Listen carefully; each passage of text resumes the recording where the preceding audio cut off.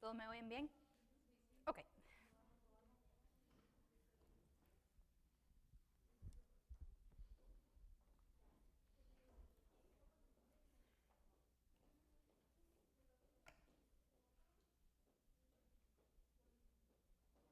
Ok. Ok. Hoy estamos hablando de la liturgia de la Eucaristía. Acordamos de la última vez, estamos hablando de la liturgia. Y eso es a nosotros escuchando las primeras lecturas, la segunda lectura y el Evangelio. Son las palabras de Dios en el Antiguo Testamento y el Evangelio. Nuestro Señor hablando directamente con nosotros en la Biblia. El mensaje principal de esta parte, que va a ser la de la Eucaristía, es que esto es a donde realmente sucede el milagro más grande, que es Jesús se hace presente y nosotros participamos activamente en su sacrificio. Entonces, si nosotros nos ponemos a pensar de una comida que nuestra mamá o nuestra abuela o nuestro papá, el que cocina, en mi casa cocina mi papá, si nos ponemos a pensar de cómo él prepara mi comida favorita, ¿no? Un rabo encendido para mí es muy especial. Y entonces si cierro mis ojos y si me pongo a pensar en cómo huele y el amor en cómo él nos prepara esa comida, uno se empieza a pensar de cómo uno se siente cuando todo ese amor está puesto en servicio de nosotros, ¿no? Para que yo coma como su hija. Y durante la Eucaristía Jesús mismo nos prepara la comida más especial, que es su cuerpo y su sangre. Entonces, cuando termina la liturgia de la palabra, todo cambia. El sacerdote estaba en la sede, las lecturas estaban en el ambo, pero ahora todo se mueve para el altar. Ahora, ¿han notado que después de las oraciones de las fieles, de repente todos empiezan a moverse? ¿No? Empezamos a ver quién van a dar los dones, empezamos con la colecta, entonces hay bastante movimiento adentro de la iglesia. Los ministros van al altar, la gente saca dinero, algunos van hacia adelante con las canastas. Entonces uno empieza a pensar, ¿qué puede estar pasando en este momento? La gente generalmente nota que el movimiento está pasando, pero que que tiene un significado. Explicamos esto como vamos de escuchar a Dios a ofrecer algo a Dios, ¿no? La parte del principio estamos escuchando, estamos recibiendo. Ahora todo ese movimiento estamos preparándonos para ofrecer algo a Dios. Es como cuando alguien nos cuenta algo importante y después queremos responder con un regalo. Entonces, si vamos a los fundamentos bíblicos, miramos al plan de Dios. Dios ha estado preparando este momento de la crucificación desde el Antiguo Testamento. Las conexiones empiezan con la Pascua judía, que este es el modelo original, el cordero sacrificado para salvar a la familia, la sangre puestas en las puertas para protección y la comida preparada con la prisa. Jesús es nuestro cordero pascual. Miramos al maná en el desierto, el pan del cielo. Dios alimentó a su pueblo cada día, pan que bajaba del cielo, no podía guardarse excepto el sábado. Y Jesús es el verdadero pan del cielo que nos alimenta. Salud. Miramos después a Melquisedec con el pan y el vino. Él es rey y sacerdote que ofreció pan y vino. Él bendijo a Abraham y vemos que Jesús es el sacerdote según el orden de Melquisedec. Hace unas cuantas semanas atrás escuchamos esa misma lectura. Durante la misa podemos reflexionar que la próxima vez que escuchamos Cordero de Dios durante la misa, podemos recordarnos de la Pascua judía, que no es solamente suficiente sacrificar el cordero, después la familia necesita comerlo. Esto lo vemos en el Antiguo Testamento y ahora con la Eucaristía. Ok, ¿por qué creen que Dios usó comida, pan y vino, para darse a nosotros? ¿Por qué no algo más espiritual o algo más místico que no solo pan y vino? Pueden reflexionar un momento, si no quieren responder, está bien. Yo después respondo. Ok. Porque nosotros no solo somos alma, sino cuerpo también. Y nosotros necesitamos alimentarnos, no solo espiritualmente, pero necesitamos comer. Si no comemos, no vamos a estar vivos y ya el alma se va. Entonces, Dios sabe que necesitamos esas cosas físicas y tangibles. La comida nos mantiene vivos físicamente. La Eucaristía nos mantiene vivos espiritualmente. Entonces Jesús dijo, el que come mi carne y bebe mi sangre tiene vida eterna. Dios reconoce que nosotros somos físicos y espirituales. Entonces Él nos da de los dos para poder conectar los dos. Ok. Después vienen la preparación de los dones. No solo estamos llevando pan y vino, sino estamos llevando nuestras vidas al altar. Lo que está sucediendo realmente, empezamos con los dones. Pan y vino representa todo el trabajo humano, plantar, cosechar, hornear. Después viene la colecta, dinero, representa nuestro tiempo, nuestro trabajo, nuestro sacrificio. Y después nuestros mismos, cuando vamos a recibir el cuerpo, que es el regalo más grande y más importante, es nuestros mismos. La procesión de las ofrendas, ya vamos de lo que se ofrece a los rituales y el significado. La procesión es como los israelitas llevando su sacrificio al templo. El mezclar de agua con vino es nuestra humanidad mezclada con la divinidad de Cristo.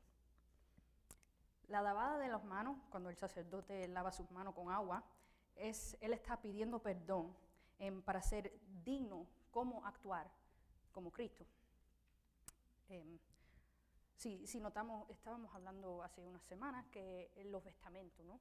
Él va a la misa para hacerse en la persona de Cristo. Él no tiene puesto eso, lo que tiene ahora. Él tiene puesto los vestamentos y eso significa que en algún momento Él se va a poner en la persona de Cristo. Entonces Él se lava las manos para pedir el perdón y para que pueda ser un Cristo digno. Y hay veces que tenemos incienso, que es nuestras oraciones subiendo a Dios como humo.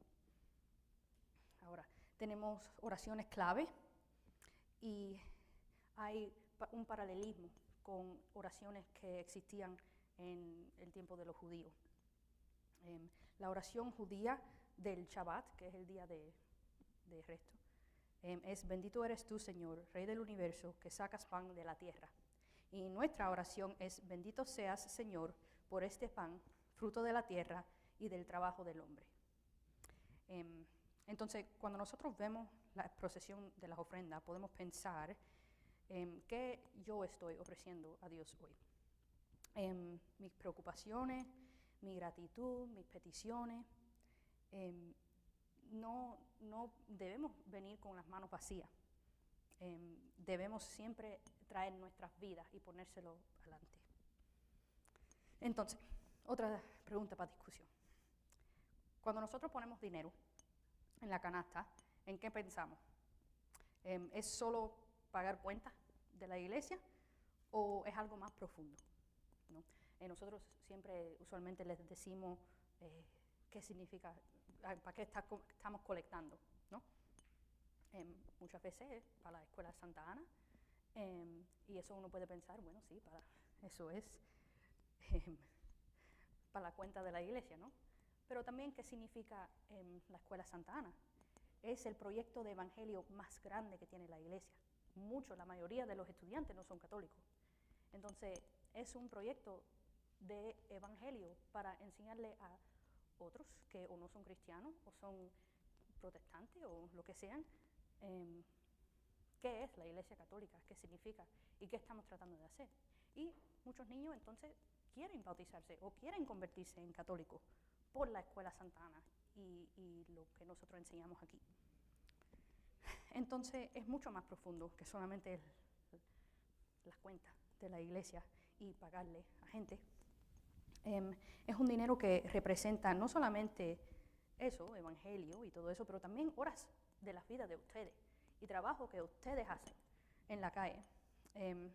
Y es una manera de decir, Dios, te doy parte de mi tiempo, no solamente yo estar aquí, pero también del tiempo que yo paso fuera de la iglesia. Te doy parte de mi esfuerzo. Es un sacrificio bien real, especialmente para familias que no tienen mucho. Entonces, otra pregunta será, ¿por qué el sacerdote entonces se lava las manos? Que nosotros habíamos hablado de eso. Que no es por limpieza física, sino limpieza espiritual. Que él está pidiendo a Dios que lo limpie, que limpie su corazón para poder representar a Jesús de buena manera. Él dice, lava mi iniquidad y limpia mi pecado. Ok, seguimos a la oración eucarística, que es el corazón de la misa. Aquí es donde sucede el milagro, pero nosotros participamos activamente. Lo que realmente está pasando, el sacerdote dice, el Señor esté con ustedes, entonces Jesús nos está saludando a través del sacerdote. Dice, levantemos el corazón, que literalmente vamos al cielo. No estamos solo en esta iglesia local. Después dice, damos gracias. Vamos a agradecer, que es como se debe corresponder con Dios.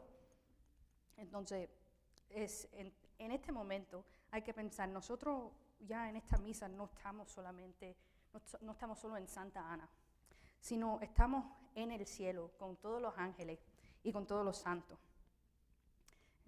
Después de eso cantamos Santo, Santo, Santo, que en ese momento estamos ya cantando con todos los ángeles. Los ángeles siempre cantan esto eternamente en el cielo, eso lo vemos en Isaías 6, capítulo 6, verso 3. Entonces en ese momento nosotros nos estamos uniendo a ese canto. Y después viene el momento de arrodillarse, que en este momento reconocemos que estamos en la presencia ya de Dios. Entonces habíamos hablado en unas semanas atrás que en este momento el velo que separa la tierra con el cielo ya se está levantando. Entonces en este momento ya estamos en la presencia de Dios. Ya cantamos con los ángeles, ese es el momento de nosotros saber que no es nosotros cantando en la tierra, sino uniéndonos a los ángeles y a los santos, cantándole gloria y santo a Dios. Ok, después de eso viene la consagración, que es el momento supremo, y en este momento notamos, si pensamos atrás, un cambio drástico en el lenguaje de la misa, que primero el Padre dice, Él tomó pan en sus manos, entonces Él está hablando de Jesús. Y eso después cambia a, este es mi cuerpo. Entonces Jesús ya está, el Padre está en persona de Cristo y Jesús no está hablando directamente. Ya no es el sacerdote que está hablando, ya es Cristo usando la voz del sacerdote. El pan y vino se convierten realmente en el cuerpo y sangre de Cristo. Este es un misterio bien grande de la fe. Estoy seguro que gente, seguro de la edad de Yoshmeli y Adamaris, preguntan, pero ¿cómo puede ser? ¿No? Eso es un misterio de la fe, y eso es lo que significa tener fe, ¿no? Nosotros entendemos que eso es una revelación que Dios nos dio. Entonces, es nuestro trabajo como fieles creerlo y tener fe, ¿no? Nosotros no tenemos que saber cómo pasa, nosotros tenemos que entender qué pasa y tener la fe de que cuando nosotros vamos a ese altar y recibimos el cuerpo, es el cuerpo y la sangre, la alma y divinidad de nuestro Señor Jesucristo.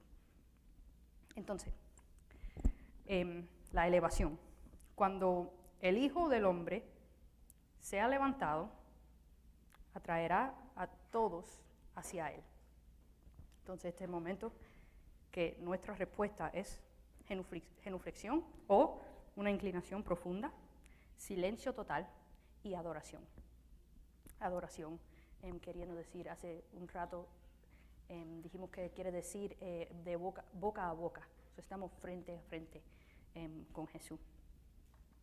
So, tenemos, ese era el misterio de la fe y nuestra proclamación. Tenemos 3 opciones que siempre incluyen muerte de Cristo, que es su sacrificio, la resurrección, que es su victoria, y la segunda venida, que es nuestra esperanza. La recordación, que es cumpliendo su mandato, es hagan esto en memoria mía. No es solo recordar, sino es hacer presente el sacrificio que está pasando. Ofrecemos a Cristo, al Padre, y nosotros nos ofrecemos con Él. Después tenemos las intercesiones, que es orando por todo el mundo, por el Papa y por nuestro obispo, por toda la iglesia, por los vivos y los muertos. Y la misa es universal, que conecta a todos los católicos en todo el mundo. Después viene el gran amén, que es nuestro sí total. El amén más importante de la misa es esto. Amén lo que quiere decir es sí, es una afirmación. Entonces, afirmando que este sacrificio está pasando y que nosotros estamos ofreciéndolo, es el amén más poderoso que podemos tener, es el más importante. Significa sí, creo todo lo que acabamos de hacer. Jesús mismo es llamado el amén en el Apocalipsis. Entonces, durante la misa, durante la consagración, miren y escuchen a lo que está pasando. Cuando el sacerdote dice, este es mi cuerpo, esas son las palabras de Jesús. En ese momento, Jesús está físicamente presente en el altar. Cuando digan amén después de la doxología, traten de pensar, sí, Jesús, acepto todo lo que acabas de hacer por mí. Entonces, unas preguntas. ¿Qué sienten cuando ven el sacerdote elevar a la hostia y el cáliz? ¿Por qué creen que todos guardan silencio en ese momento? Si nos recordamos, yo creo que era en la primera clase, el silencio no es algo pasivo, sino el silencio es bien activo. Mi esposo habla bastante, él no se calla. Entonces, cuando él está silencioso, algo está pasando. Él está pensando de algo. Entonces, debemos coger ese momento de silencio y pensar, bueno, algo muy importante está entrando en este cuarto. Algo muy importante está pasando en este momento porque todos se callan por respeto. Porque es más de una persona que está entrando, sino Dios mismo. ¿Por qué oramos por el Papa y por el Obispo en cada misa, aunque no los conocemos personalmente? Eso en sí no tiene nada que ver. Nosotros siempre debemos de orar por los que conocemos y los que nos conocemos. Pero, como estábamos diciendo, la misa nos conecta con la Iglesia universal. Entonces, no somos solo la iglesia de nuestra parroquia, no somos solamente la Iglesia Católica Santa Ana, sino somos parte de algo muchísimo más grande. Cuando oramos por el Papa, recordamos que estamos unidos con católicos de todo el mundo y con nuestro Papa, el Padre fiel y honoroso. Okay. Las 3 opciones del misterio de fe siempre mencionan la muerte y la resurrección de Jesús. Pensamos, ¿por qué siempre esas 2 cosas juntas? En las iglesias católicas uno siempre ve Jesús en la cruz, pero incluso si va a una iglesia bautista o algo, casi nunca vemos a Jesús crucificado. Casi siempre es una cruz sola. porque a ellos les gustan enfocarse mucho en la resurrección. Pero nosotros lo combinamos, porque no se pueden separar. La muerte de Jesús sin la resurrección sería solo una tragedia. La resurrección sin la muerte no nos salvaría. Entonces, juntas es nuestra salvación completa. Nunca debemos separarlo porque junto es lo que significa la vida cristiana. Okay. Esto cambia cómo vivimos toda la semana, la Eucaristía. Somos sacerdotes. Por el bautismo, todos tenemos un sacerdocio común. Ofrecemos nuestras vidas como sacrificio espiritual. Santificamos el mundo con nuestras oraciones y obras. La misa nos transforma. No venimos solamente a recibir, sino también venimos a ofrecer. Lo que ofrecemos, nuestras vidas, se une al sacrificio de Cristo en el altar. Recibimos de vueltas gracias multiplicadas. Y la conexión con toda la historia. Cumplimos lo que Abel, Abraham y Melquisedec prefiguraron. Participamos en la Pascua eterna y nos preparamos para el banquete celestial. La próxima vez que estamos en la misa, vamos a recordarnos que no vamos solamente como espectadores, sino somos participantes activos en este sacrificio de Cristo en el altar. El amén que nosotros decimos importa, es bien profundo y importa. Nuestra ofrenda importa y nuestra presencia es importante. Si la misa realmente nos conecta con el cielo y con los católicos de todo el mundo, entonces, ¿cómo debería esto cambiar la manera en que nosotros nos preparamos para ir a la misa? Deberíamos llegar con reverencia, preparados para ofrecer algo, no solamente para recibir lo que el cuerpo y la sangre. Podríamos leer las lecturas antes, que estamos trabajando en base de eso, con la clase que va a empezar en agosto. Podemos pensar en qué queremos ofrecerle a Dios esa semana y llegar un poquito antes para orar y para preparar nuestros corazones para recibir y para ofrecer. Porque ofrecer hay veces que uno tiene que prepararse mucho más para ofrecer que para recibir, ¿no? Ahora, ¿cómo puede lo que pasa en la misa cambiar cómo nosotros tratamos a otras personas durante la semana?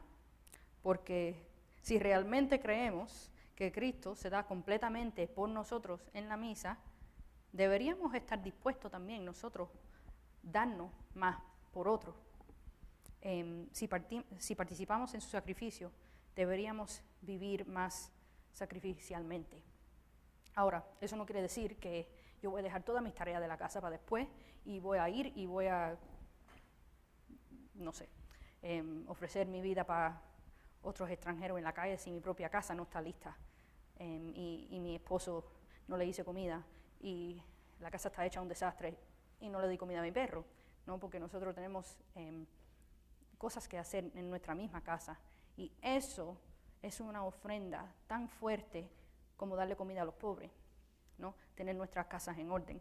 Entonces no tiene que hacer algo del otro mundo, sino si nosotros nos encargamos de la cosa, de la vocación que Dios mismo nos dio. Eso es suficiente. No tenemos que ser monjas, no tenemos que ser religiosos para convertirnos en santos, sino ser bien en la escuela y no fajarse con sus hermanos y mantener la casa limpia. Eso todo es un acto de amor y todo eso se puede ofrecer a Dios.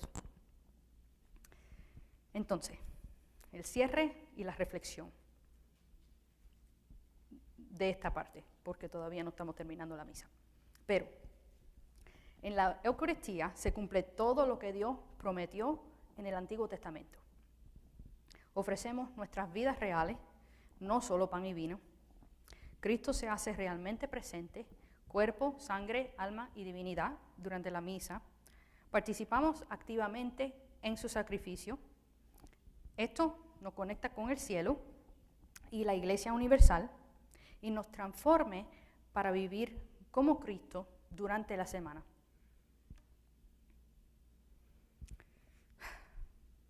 Y ya, ahí terminamos para hoy. Las sesiones de la Eucaristía van a ser, yo creo que van a ser 3. Esta es la primera.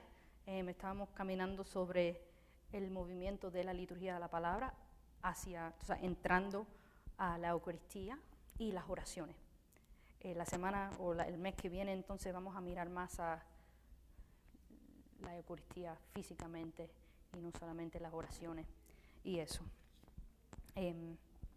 Entonces ya, yo terminé. Si tienen preguntas, por favor. Hazla. Yo tengo una duda. ¿Mm? Cuando el padre dice el evangelio, ¿Mm? antes de ir a la homilía, ¿Mm? la manera de responder, nosotros decimos honor y gloria a ti, Señor. ¿Mm? Estaba yo viendo que dicen que eso nada más es cuando, como por ejemplo, como la Semana Santa, los días Mm. así. ¿Cuál es la manera, o sea, si nos puede decir si estamos en la forma correcta que estamos respondiendo o nada más en el resto del año se dice gloria a ti, Señor Jesús? Mm. ¿Cuál es la manera correcta? Si durante todo el tiempo se contesta honor y gloria a ti, Señor Jesús, o Mhm. es gloria a ti, Señor Jesús. So after you read the gospel, and before you get into the homily, the response is, "Glory to you, O Lord," in Spanish. So honor and glory to you, O Lord, is the full one that Rosalia says. Sometimes they will say during Holy Week and these really big events. Or what does the Spanish missal say? It's always the same. Never changes. The response never changes. Okay, dice que nunca cambia y el que él conoce es gloria a ti, Señor. So, si nosotros decimos honor y gloria a ti, Señor Jesús, ¿qué? ¿Está bien o está mal? What does the Spanish missal say? Because they want to know if it's the honor y gloria, the honor and glory one, is that O no estamos mal nosotros, o sea, bueno, porque yo lo contesto así, desde que Padre Tim estaba aquí, así lo contestábamos. Entonces a lo mejor, qué bueno que estamos tomando esta información, porque pues así también nosotros nos corrimos. Digo, si yo no veo ese comentario, yo no sé nunca sabría si estoy respondiendo bien o estoy mal. Por eso quisiera saber si el Padre nos diga, si nada más es honor y gloria a ti, Señor Jesús. o gloria a ti. Digo, perdón, gloria a ti, Señor Jesús, y el honor. So what is like the correct one is the question. There is only one. Gloria a ti, Señor Ese. Jesús. We all say it individually. We don't ever sing it. Right? Now, if you're thinking of during a time like Lent, where when we're singing before the gospel, right, there are several different versions of that. But it's not an alleluia. But after the gospel, there is only one response. Gloria Okay. a ti, Señor Jesús. Después del Evangelio, esa es la única respuesta. Siempre, no importa si estamos en Cuaresma, nada. Sí, Cuaresma él estaba diciendo que antes Yo sé que hay... cantan honor y gloria a ti, Señor Ajá. Jesús, hay un canto. Sí, pero eso sería antes del Evangelio y no importa si es tiempo ordinario, si es Semana Santa, si es Navidad, se usa gloria a ti, Señor Jesús. Because what's said at the end of the gospel is always the same from whoever is proclaiming the gospel. The gospel Of the Lord. So the response, therefore, always follows exactly the same. Porque lo que dice el sacerdote siempre es igual. Él dice siempre la misma cosa. Entonces nosotros respondemos con la misma cosa siempre. Sí, yo he escuchado en las misas en inglés que nada más dicen glory. Glory to you. God. Ajá, glory to you. Glory to you. Es, Now I usually see what we say. praise to you, O Lord Jesus Christ. Yeah. Versos para las lecturas. Para el Evangelio. Now, for a bonus, what the priest or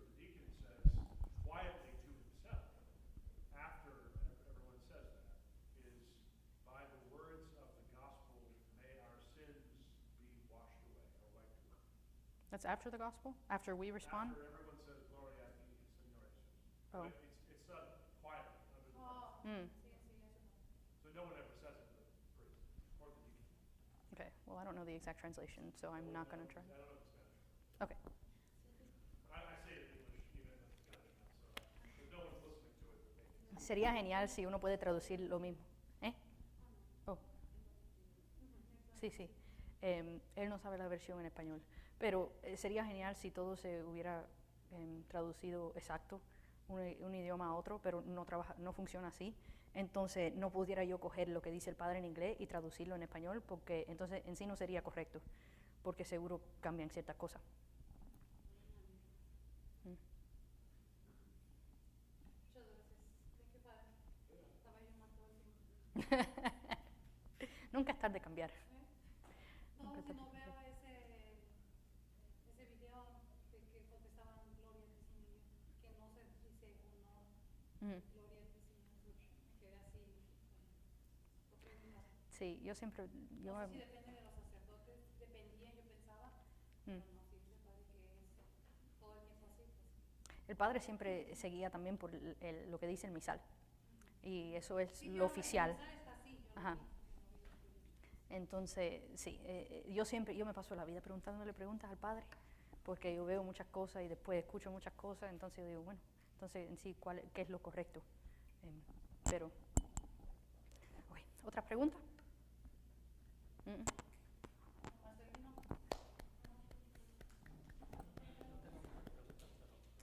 Pues pregunte. Mi pregunta es, digamos, comenzábamos nosotros bien con, creo que la vez pasada dije que era un poquito más simple, ahorita no. Es como dijimos, usted está hablando del sacrificio del, digamos, en la Eucaristía y todo eso. Creo que todos los que estamos de acuerdo en que tenemos una, pues digamos, es como una plática de la iglesia, creo que también debemos hacer un sacrificio por esto, ¿no?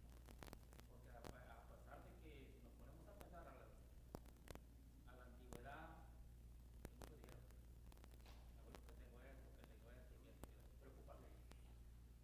Yo a mi vez me viene a la mente la época de Jesucristo, que fue 40 días y 40 noches al desierto, digamos en ayuno de oración. Nosotros comenzamos bien, a veces nosotros digamos, mejor me voy tengo que hacer en la casa y todo eso. Y más pasado ver personas en donde vivo yo, tanto corazón, vamos a misa. No, ¿para qué voy a ir? Estoy cansado, esto que lo otro. Pero creo que los poquitos que nos quedamos es porque tenemos nada que aprender. Como ahorita las preguntas que está haciendo la doña Rosy, son cosas que uno realmente no sabe. Preguntas que nosotros también tenemos que hacer, no sabemos. Hay bastantes preguntas, pero aunque la gente no sepa, porque realmente pues, yo he platicado con muchos que están llegando aquí a la iglesia y me platican las cosas, me preguntan esto. Tengo un poquito digamos, de sabiduría porque estoy yendo más de 2 años allá de lo que serían las pláticas de la Biblia, pero realmente no sabemos entender. Tanto nosotros como cristianos, que digamos, si somos cristianos, tenemos que hacer lo posible por hacer un sacrificio para quedarnos a escuchar una hora más de una cita de la iglesia. ¿Por qué? Porque a lo menos, si les cuento otra vez pasada, yo en mi vida había sido lector anteriormente, porque tenía muchísima fe. En un coro mucho menos. Y muchos le dicen, vamos a quitar el lector. No, ¿por qué no? Ahí para que decir, me da muchísima pena. Más sin embargo, allá afuera es otro tema. Recién empezó cuando era la misma mamá que le decía, le digo, por experiencia, porque tengo un hermanito que es bien religioso. El otro día realmente yo tuve una plática un poco fuerte con él, hablando de la escritura, hablando de los pasajes de la Biblia y todo esto, y él reniega de creer. No es hermano, hermanito de iglesia, pero habla mucho de la iglesia católica.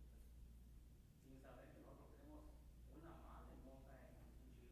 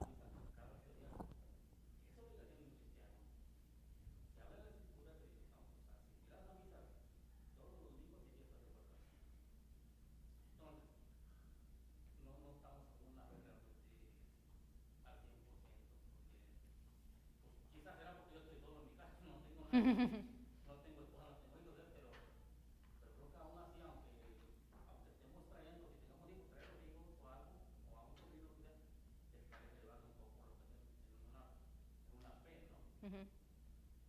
Pero si el niño dice, no, pues ya me quiero ir porque estoy cansado, me quiero ver el teléfono y eso, estamos hablando por el agua al niño o a la niña, que no tiene caso. Ahorita es una gran refuerzo, yo veo que los niños que están aquí, yo creo que es un gran refuerzo para ustedes, que realmente tengan a sus hijos aquí. Sí. Yo soy tío de 5 sobrinos que tienen mi hermanito aquí, y esos nunca vienen a la iglesia, 2 veces vinieron y nada más. Pero ellos no van a la iglesia por nada. No es fácil. Uno nunca sabe lo que está pasando por las mentes de otra gente. Yo no me crié yendo a la iglesia, me bauticé católica y ya, eso fue lo último que oí de la iglesia, y en mi casa no se practicaba la fe. En Cuba también con el comunismo no se practica la fe porque Dios es anticomunista y es contrarrevolucionario. Entonces mi papá se tuvo que bautizar en secreto y eso fue un milagro que lo pudieron bautizar. Entonces hay muchas cosas que pueden pasar en la vida de uno, no diciendo que es una excusa para no venir, ¿no? Porque siempre debemos venir a la iglesia y es muy importante que especialmente con los nenes le enseñamos de la fe y de lo que quiere decir ser discípulo de Cristo. Ahora, uno no puede forzar a los adultos, ¿no?, a venir, porque un sacramento recibido como por obligado en sí no es un sacramento recibido, porque tiene que ser la persona misma que diga, sí, quiero recibir esto. Entonces, pero con los niños es mucho más fácil, porque uno lo trae y entonces uno lo puede criar así, pero lo que quise decir con esas cosas es que es un milagro que yo empecé a venir a la iglesia y que yo encontré a Cristo, porque a mí no me lo enseñaron en la casa. Y eso yo creo que es el primer paso, es que debemos siempre en la casa practicar la fe, no solamente practicarlo dentro de la iglesia, ¿no? Porque esto es solamente un día a la semana que venimos aquí y hacemos la misa, pero en la casa es todos los días. En la casa, y no sé como tío, cómo uno hiciera esto, pero practicar la fe adentro de la casa y orar como familia y comer entre la familia y hablar de Dios. Y es que es algo bien difícil, porque como no podemos obligar a la gente a venir, ¿no? Pero yo siento que nosotros como comunidad, o sea, ya sabiendo lo que Marcelino nos dice, nada más pedir por todas lo que hacemos en la misa, pedir por todas las personas que están alejadas de Dios o que no conocen de Él. Muchas veces se ponen en las oraciones del pueblo, sí, piden, ¿no?, para los que todavía no conocen a Dios, por los que... Exacto. Bueno, las oraciones de los fieles siempre es obligatorio una misa dominical, ofrecerlo para los feligreses de Santa Ana. Y no solamente para los feligreses, pero también, como dice, todos los que están alejados, por los que perdimos, por los que están alejados, por los que no están caminando con Cristo, orar por ellos. Y eso es lo más importante, yo creo, es orar por la gente que están alejados, porque la oración es bien poderosa y hace mucho más de lo que nosotros pudiéramos hacer. Nosotros podemos poner de nuestra parte, pero la oración es lo que va a cumplir todo. Que el Espíritu Santo venga y entre a los corazones de esta gente. Quiero decir que más poderoso cuando invocamos al Espíritu Santo. Cuando lo invocamos a Él, Sí. Que Y Él lo hace lo imposible. Hace lo imposible. Yo estaba orando por mi abuela y por mi papá, que entren a la iglesia, que vengan a Santa Ana para por lo menos escuchar una misa. Y por lo menos yo estaba ahí orando 6 meses, y después mi papá es que me dijo, creo que, ¿a qué hora vas a la misa? Y entonces lo pude, si es a las 8 de la mañana, porque a las 2:30 ya está muy avanzado en el día para venir, pero por lo menos el bicho de venir a la iglesia se lo puso el Espíritu Santo ya en la cabeza. Pero me tomó 6 meses de orar todos los días. Y eso es poco en sí, hay mucha gente. Santa Mónica oró 30 años para su esposo y para San Agustín. Pero mira, San Agustín se hizo doctor de la iglesia y se hizo obispo. Entonces, tenemos que seguir orando para los que están alejados. Uh-huh.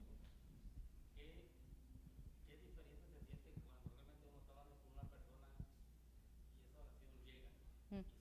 Porque a mí me ha pasado muchísimas veces, o sea, yo dije, Dios mío, soy bien malo, pero las oraciones se me cumplen lo que yo te pido. Uh-huh. Y a veces me dicen en mi trabajo, pero tú por qué vas a la iglesia, entonces eras malísima. Y sí, Jesucristo dijo, yo no vengo por justo, yo vengo por pecadores. Vamos también, no, pero ¿por qué voy a venir si no es necesario que vaya a la iglesia? Él es católico, soy católico, pero no me gusta ir. Y hay muchos que reniegan hasta de lo mismo de siendo católicos. Se siente bien feo todo eso porque realmente pues, uno está en la iglesia, ¿verdad? Yo, para mí, desde que yo comencé a ir a los círculos, me das cuenta que son 3 años y me he enfocado mucho en no faltar a las celebraciones, a los grupos de oración. Retiro, se ha aprendido bastante, pero pues a veces le llega a uno un poco de como, digamos, el pensar, bueno, la gente dice que soy malo, pero pues yo siempre estoy haciendo las cosas bien. Entonces, ves que se dobla uno, pero si entra uno en oración, se puede reanimar. Hoy digo, yo no tengo nadie que me espere en la casa, o sea, yo pues, puedo estar todo el día en la iglesia. Iba yo a desde las 8 de la mañana, ahorita no voy porque está bien peligroso para allá donde las carreteras. Por eso no voy, no por otra cosa. Pero digo yo, si tuviera otra cosa de que la iglesia un poco más está cultiva, pero pues es la manera que me queda ahorita hacer, la realidad es que es puro iglesia. Entonces, hay mucha diferencia en que realmente cuando se tiene fe se busca a Dios y cuando no, de plano, pues ni para traerlo para la fuerza. Bueno, como dice en el libro de Mateo, dice, busca y encontrarás, ¿no? Entonces, eso es lo que nosotros estamos haciendo, pero los que no están buscando, bueno, entonces oremos que sí empiecen a buscar, ¿no? Para que también ellos puedan encontrar. Y puedan sentir la paz y la alegría que Dios le da a uno mismo en su vida, ¿no? Porque no, yo me siento mucho diferente de cuando yo no estaba yendo a la iglesia y cuando no era católica. Bueno, siempre fui católica, pero cuando no estaba practicando a cuando empecé a practicar. Es una diferencia día y noche. Y eso cualquiera lo puede sentir, no importa si era drogadicto, no importa si era prostituta, no importa lo que era. Eso está para uno cogerlo. Lo que hay cosas que tenemos que hacer, como ir a la iglesia, pero mientras eso pase, oramos. Están en nuestras oraciones. Eso es lo único que podemos hacer. Lo único que podemos hacer.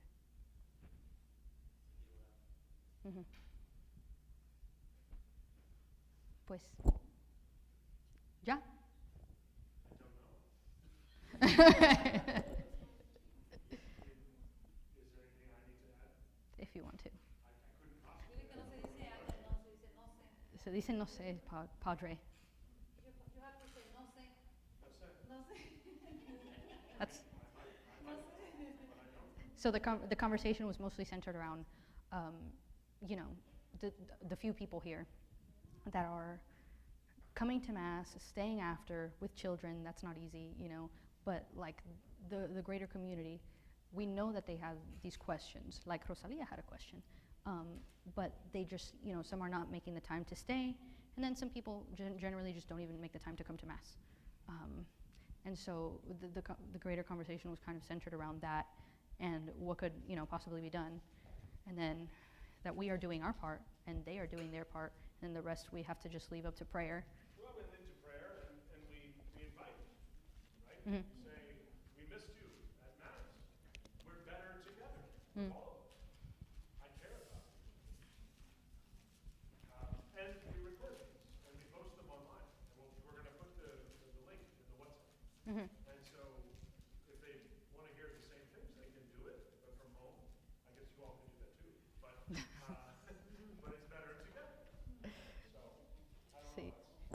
seguir invitando a la gente, seguir invitando, seguir diciendo que los extrañamos en la misa, que somos mejores juntos, y así, y seguir orando, como estábamos diciendo. This is not only a problem in this community, this is a problem in the rest of the church also. En la Iglesia Universal siempre tenemos corderos perdidos. 7 to 10% of people participating beyond coming to Mass on Sunday. How many? What? 7 to 10%, in a wider assessment of the church. Participate In like other things, other outside of than Mass? just coming to Mass. So only like 90% of people just come to Mass. 90% of people just come to Mass. 90% de la gente en la Iglesia Universal solamente van a la misa.